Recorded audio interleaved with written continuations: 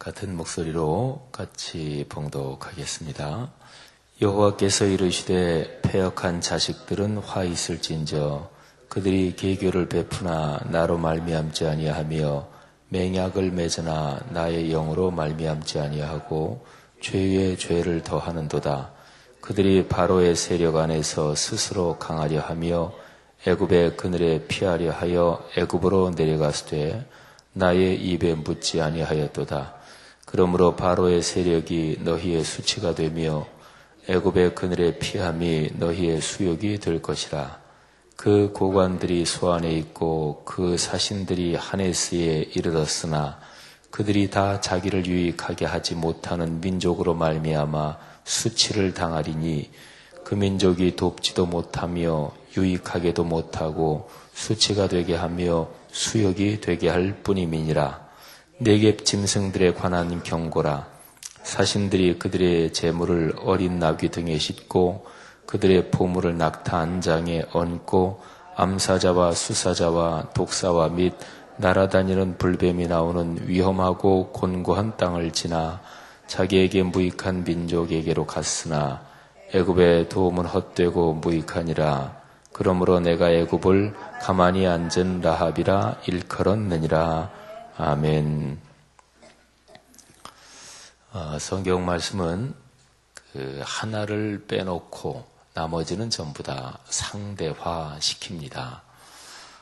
세상에서 지식이라는 것은 참 중요합니다. 세상에 학문적인 체계라는 것도 참 아주 소중하고 또 그 유용성이 대단히 많은 것입니다. 또 좁은 학문을 떠나서 넓게 인생의 지혜 이런 거는 굉장히 중요하죠. 돈, 이 물질이라는 거는 그 세력이 아주 대단합니다. 현실적으로. 또 사람이 어떤 권력을 가지고 있는 거, 이거는 또 얼마나 대단한 것입니까? 쾌락이라는 것이 사람을 끌어당기는 그 유혹적인 힘은 그거는 현실적으로 아주 대단한 것입니다. 근데 성경은 그 모든 것이 하나님보다 위에 있으면 절대로 안 된다. 그리고 그것이 힘이 강할지는 몰라도 그거는 다 상대적인 것이라고 이야기를 합니다. 언젠가는 끝나고 또 그것들은 영원한 것이 아니다. 이렇게 얘기를 하죠. 제가 지금 말씀드린 부귀영화 또는 쾌락 이런 거 우리가 신앙생활 하면서 많이 듣죠. 근데 그런 것만이 아니고 조금 더 신앙적으로 보면 고상하다고 할까 또 아니면 신앙적으로 그건 참 중요한 거지 당연히 아주 가치 있는 거지 그런 거를 한번 들어볼까요? 고린도전서 13장에 보면 내 몸을 다 불사르게 내어준다고 할지라도 사랑이 없으면 그거는 아무것도 아니다.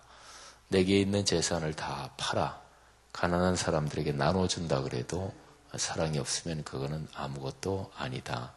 근데 이제 고린도전서 13장에서요. 거기서 아무것도 아니다. 이 표현에 주목해야 됩니다. 어느 정도는 효과가 있지만 그리 큰 효과는 없다. 그렇게 얘기한 게 아니죠. 아무것도 아니다. 그러니까 구제가 교만이 될 수 있다는 거죠. 그리고 자기를 희생하는 게 그게 교만이 될 수 있다는 거죠. 그러니까 하나님보다 더 높아지는 자기 자만심이 될 수 있다는 거죠. 이런 겁니다. 영적으로는. 체험이 귀합니까? 그렇죠. 귀하지요. 여러 가지 영적인 체험들이 얼마나 귀합니까? 기적적인 사건들이 고귀합니까? 그렇죠. 우리가 기적을 체험하면 신앙에 굉장한 담력을 얻을 수 있습니다. 그런데 그런 체험이나 기적 이런 것도 자기 교만이 될 수 있습니다. 그래서 하나님보다 그게 더 높아질 수도 있습니다. 그러니까 성경이 말씀하는 게 이제 그런 거예요. 모든 것이 하나님을 믿는 믿음 그리고 삼위일체 창조주 하나님 그분을 생각하면 다른 거는 전부 다 상대적입니다. 그 가장 근원적인 계명이 10계명의 1계명과 2계명, 이게 아주 가장 근원적인 것입니다. 오직 하나님만을 예배하라. 다른 거를 예배하면 그걸 가리켜서 우상이라 그러잖아요. 그리고 하나님을 외에 그 어떤 그 우상도 절대로 만들지 마라. 형상 만들지 말아라. 근데 그 형상을 금지한 명령, 우상을 금지한 명령은요, 예를 들어서 구약 성경에 나오는 걸로 말한다면 바알이나 아세라 신상이나 그런 다른 종교의 신상, 그런 거를 만들지 말아라. 그런 것에 절하지 말아라. 그 얘기 정도가 아닙니다.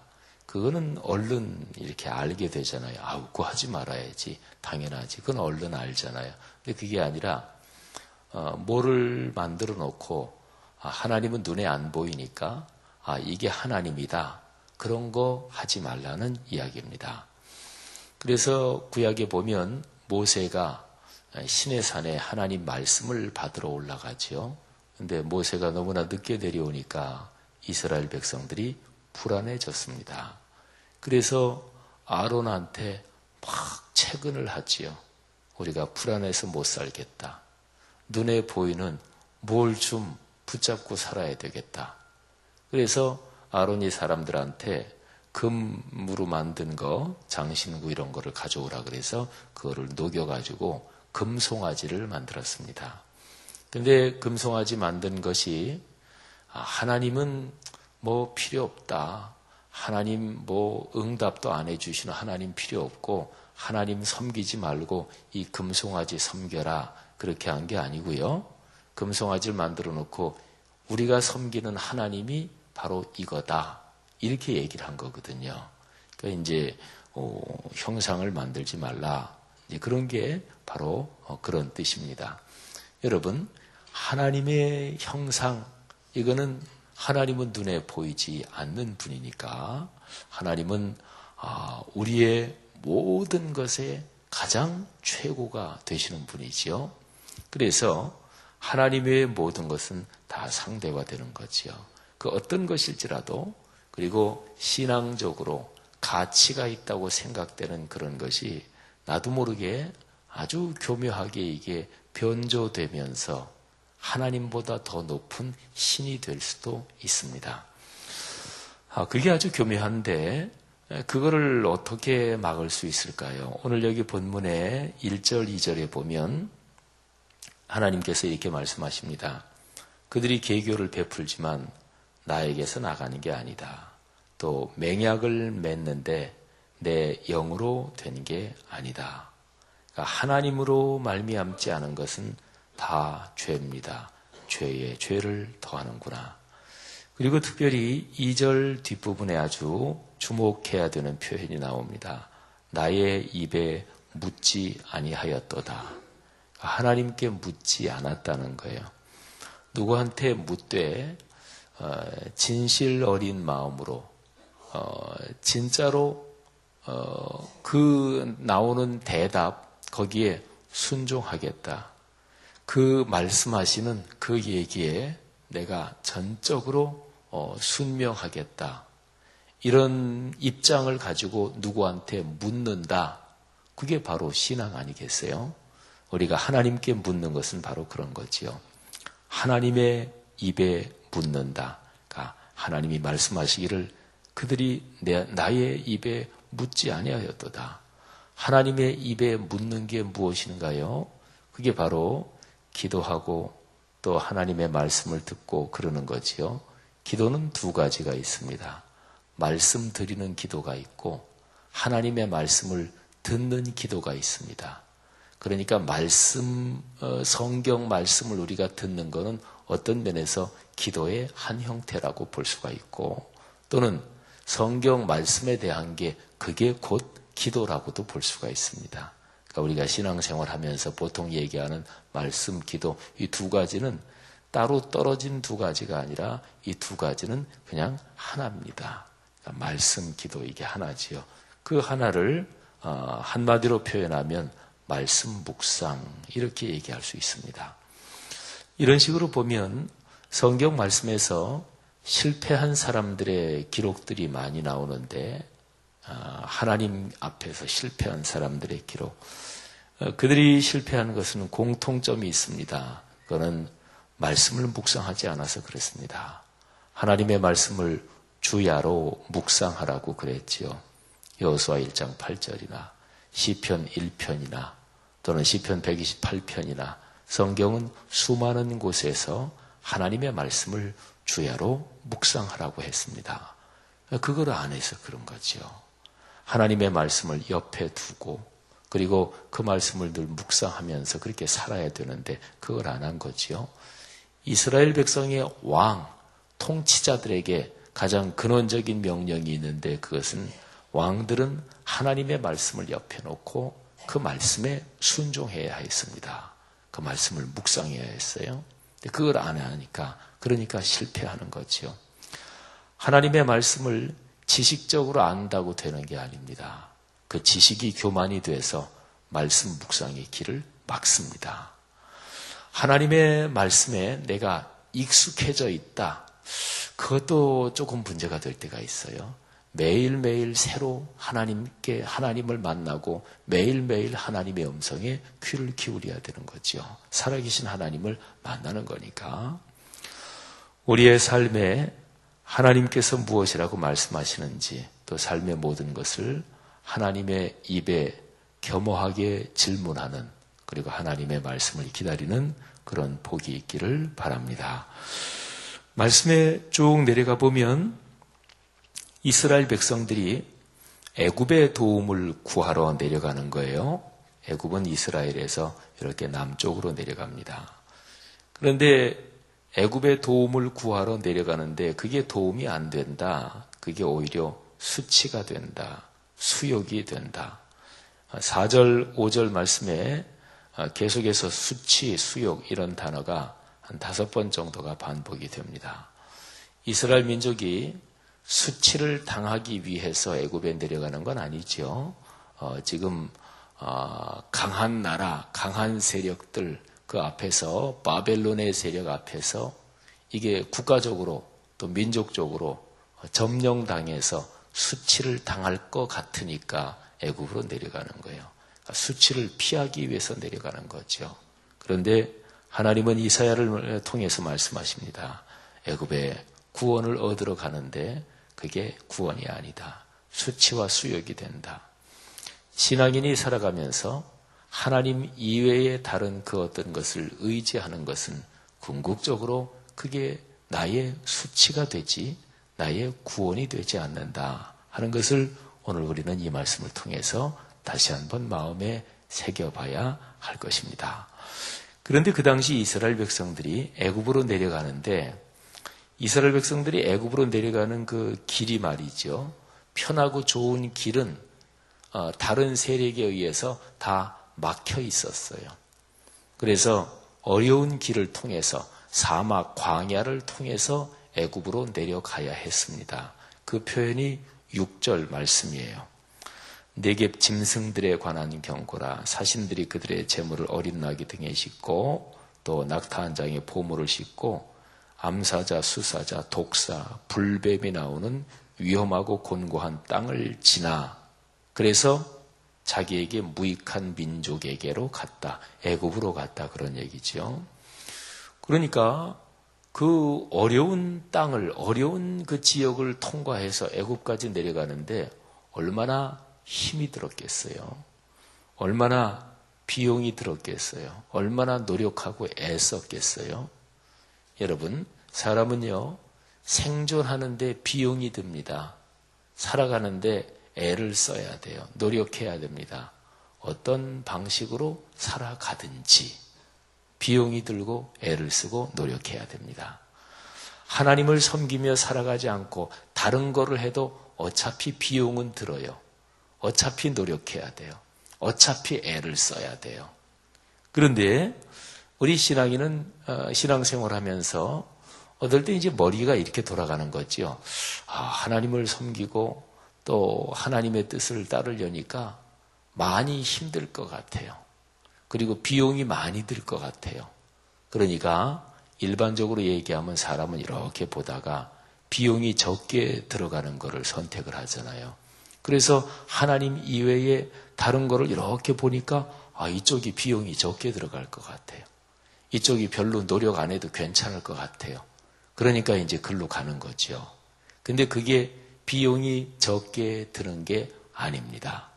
그게 노력을 안 해도 되는 게 아닙니다. 여러분, 괜히 물건을 살 때 잘 사야지 값이 싸다고 그거 샀다가 괜히 수리비 더 들고 뭐 이렇게 저렇게 해서 배보다 배꼽이 크다 이런 얘기 하잖아요.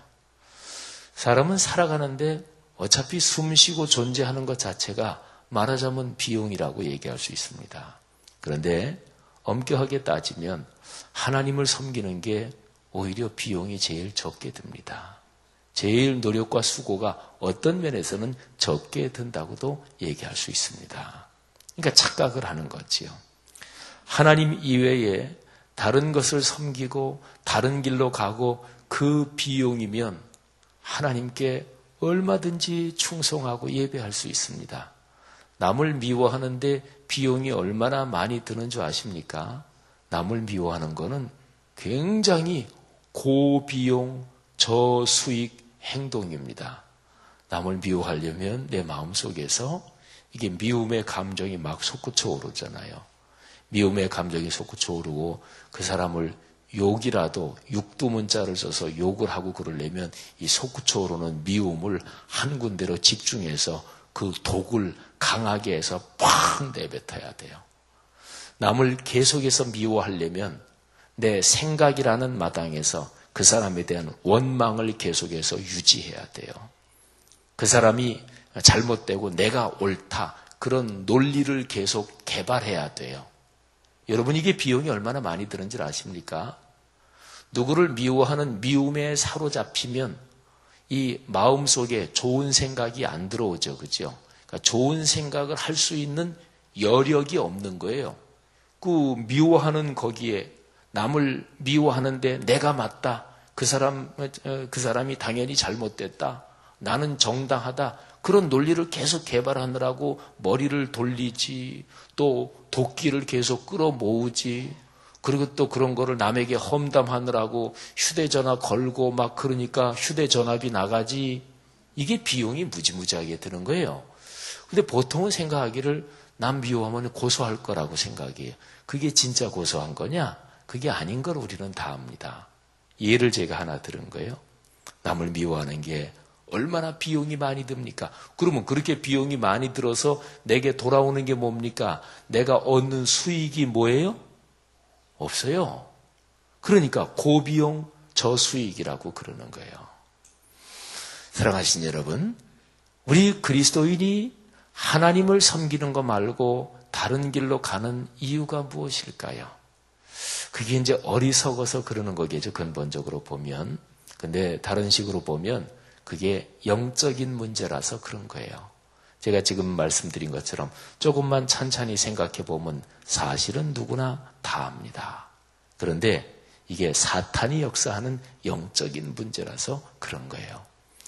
어떻게 이 사탄의 함정들을 다 이거를 분간하고 글로 유혹에 넘어가지 않을 수 있을까? 우리 사람으로는 약해요. 가장 확실한 길을 말씀드릴까요? 그거는 66권 성경에 있습니다.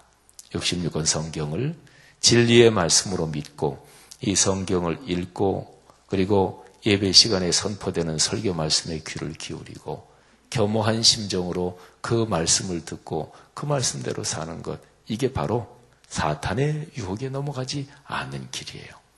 오늘 여기 7절 말씀에 보면 애굽의 도움은 헛되고 무익하다 그랬죠. 그래서 하나님이 애굽을 참 기가 막히게 표현하세요. 가만히 앉은 라합이다. 애굽은 가만히 앉은 라합이다. 이스라엘 백성이 애굽 땅에 들어갈 때 제일 처음에 여리고 성을 공격해야 했습니다. 여리고 성을 무너뜨려야 했어요. 그때 이스라엘 백성이 누구의 도움을 얻었나요? 궁극적으로는 하나님께서 하셨지만 현실적으로 그 여리고 성 사람 한 사람의 도움을 받았어요. 그게 누군가요? 그게 라합이잖아요. 그죠? 라합은 무지무지하게 적극적인 사람이었습니다. 잘못하면 자기 목이 달아날 수도 있는 일인데 라합은 그 당시에 크게 변하는 그런 변화를 보면서 이스라엘 백성, 나는 그쪽에 서겠다, 이렇게 입장 정리를 했어요. 정탐꾼을 숨겨줬습니다. 정탐꾼을 적극적으로 보호했어요. 성 밖으로 피신할 수 있도록 도와줬습니다. 그리고 자기의 집에 붉은 줄을 드리워서 그 라합은 구원을 받았습니다. 그러니까 라합이라는 여인은 아주 적극적으로 행동한 여인이에요. 라합은 가만히 앉아있는 그런 쪽하고는 거리가 멀어도 참 먼 사람이에요. 근데 여기에 보니까 애굽을 비유적으로 가만히 앉은 라합이다. 그러니까 라합 그러면 행동이에요. 라합 그러면 순종이에요. 라합 그러면은 하나님 앞에 헌신하고 그러는 거예요. 이게 라합의 상징입니다. 근데 가만히 앉은 라합.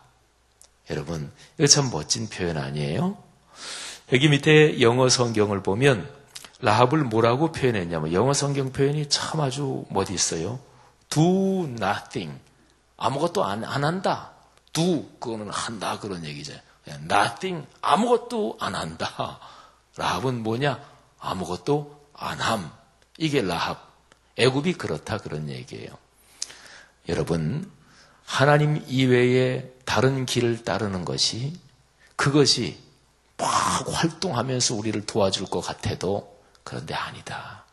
아무것도 안 하는 거다. 결국은 그게. 하나님에게서 멀어지게 하니까 그야말로 그거는 아무것도 아니잖아요. 여러분, 하나님을 섬기고 그리고 무슨 일을 하든지 하나님께 묻고 그리고 특별히 예배를 중심으로 주일 예배, 수요 예배, 새벽 예배를 중심으로 하나님께 예배 올리고 경외하고 선포되는 주님의 말씀에 귀를 기울이며 내가 매일 말씀을 묵상하고 그 말씀 붙잡고 걸어가는 그 길이 하나님이 주시는 참으로 아름다운 길인 것을 다시 한번 마음에 굳건히 확신하십시다.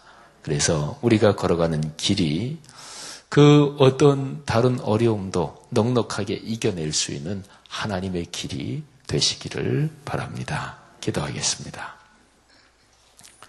하나님 아버지 은혜 감사합니다. 이스라엘 백성들의 삶의 여정에서 하나님이 주시는 각양 교훈들을 우리가 성경 말씀을 통해서 듣습니다. 오늘도 하나님께서 이사야서 이 말씀을 통해서 우리에게 주신 그 가르침, 그 교훈이 하나님의 거룩한 은총으로 우리의 삶이 되게 하옵소서. 거룩하신 주님, 주님의 거룩한 이름을 찬양하며 주님께 영광을 돌리며 경외하는 거룩한 예배를 중심으로 우리의 삶이 하나님의 큰 복을 누리게 하시며 그 복을 만나는 모든 사람 이 세상과 나누도록 축복해 주시옵소서. 오늘 이 새벽 예배 나온 귀한 성도들의 삶을 축복하시기를 원합니다. 내일 거룩한 주일 참으로 복된 날이 되게 하옵소서. 예수님 이름으로 기도 올립니다. 아멘.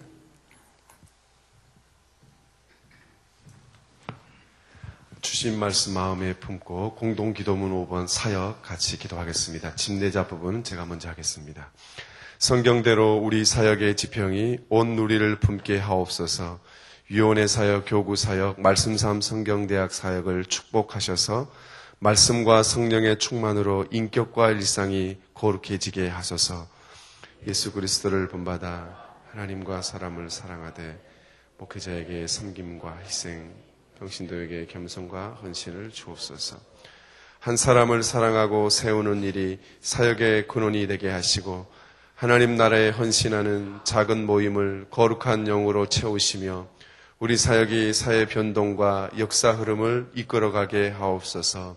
아멘. 주기도문 하시겠습니다.